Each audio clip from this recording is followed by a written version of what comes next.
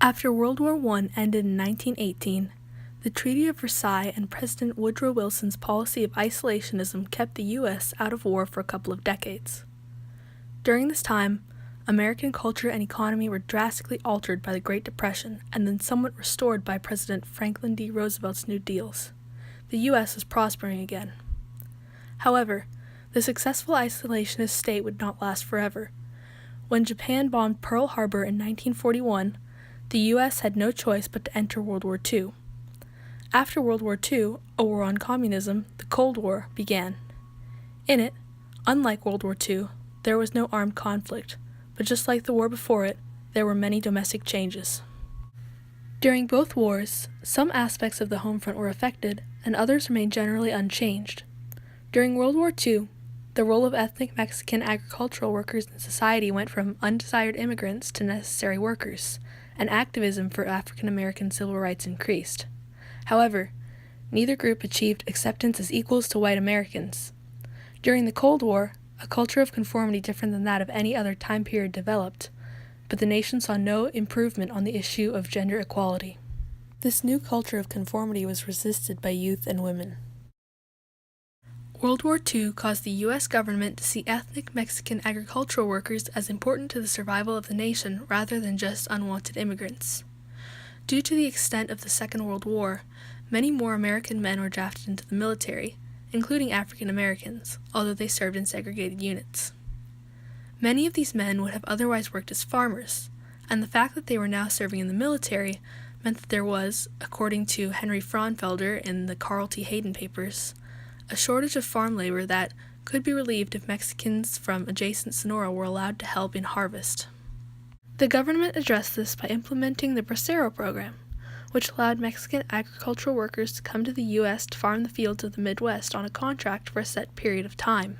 Many of these workers would have been otherwise unable to come to the United States, as, according to Senator Carl T. Hayden, a considerable number of the residents of Mexico were illiterate and would not have been able to have their crossing card privileges renewed due to not being able to pass the required literacy tests.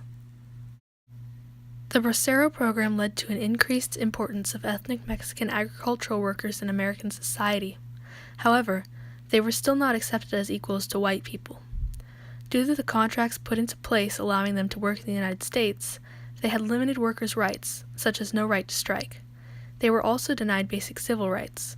For example, they were stripped and sprayed with pesticide because they were believed to be dirty. While the war somewhat changed the societal position of ethnic Mexican agricultural workers, the change was not necessarily drastic in all fields.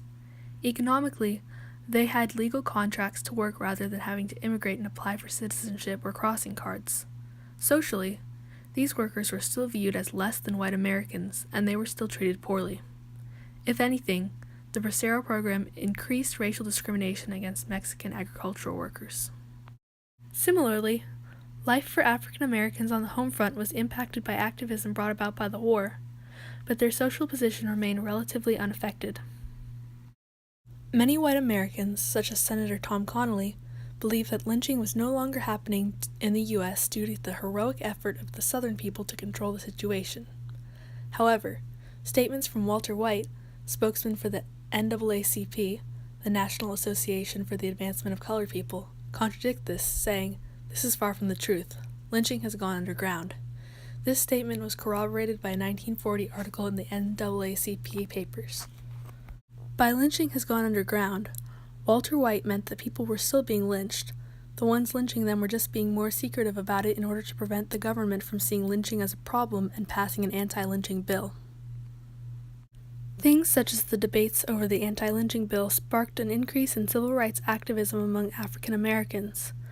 Membership with the NAACP increased from 50,000 people to 450,000 people during this time, and many African Americans moved to western cities. In the military, African Americans served in segregated units and still faced as much discrimination as they had at home. For this reason, a new campaign was started, the Double V. African Americans wanted victory in the fight for civil rights at home and in the military. The Double V campaign resulted in a few wins for the African American community. For instance, the threat of a march on Washington led to the banning of discrimination in defense work. Without the war, this ban would not have happened.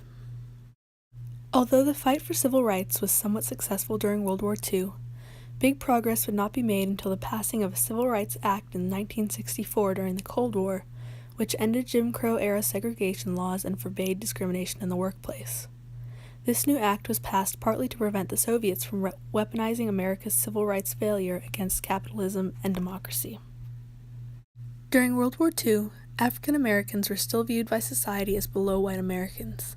Despite this, ideas brought by the war, such as the Double V campaign, encouraged renewed optimism and gave many black citizens something to fight for.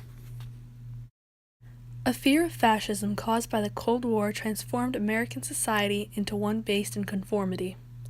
This was especially true of white, middle-class suburban areas.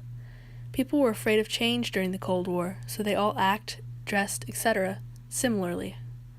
Malvina Reynolds depicts this in her song Little Boxes, in which she states, "They all look just the same," in reference not only to the houses mentioned, but to the people, their children, and the lives they lead. This could also be seen in advertisements, television shows, and anything else portraying American life. This culture of conformity caused people to feel threatened by anything new. This included music by rock and roll artists such as Elvis Presley, who introduced energetic music and new styles of dance.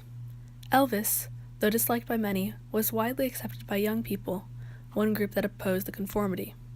This was similar to the way America's youth embraced the jazz movement in the 1920s. Because I love you too much, baby.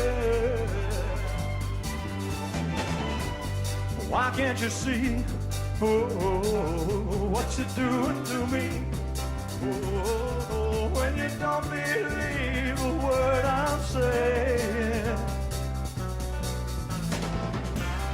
We can't go on together with suspicious minds. And we can't build our dreams on suspicious minds. The new culture of conformity, although different from past eras, still kept many old American ways. This included gender roles and their corresponding inequalities.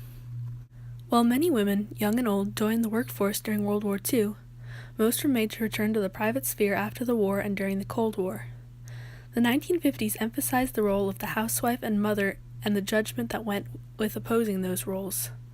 This can be clearly seen in an episode of a popular Cold War-era television program, I Love Lucy, in which a woman tries to work a job with her husband and is denied and manipulated out of it and into remaining as a stay-at-home wife, as well as in many advertisements for household devices. Men, on the other hand, were expected to be the breadwinners, and it was considered inappropriate for them to show emotion or weakness. While the Cold War changed American society, it did not do much to change gender roles or increase gender equality in America. World War II and the Cold War both had an impact on American society. However, their influence was not enough to cause a complete transformation, especially in areas such as gender inequality and civil rights.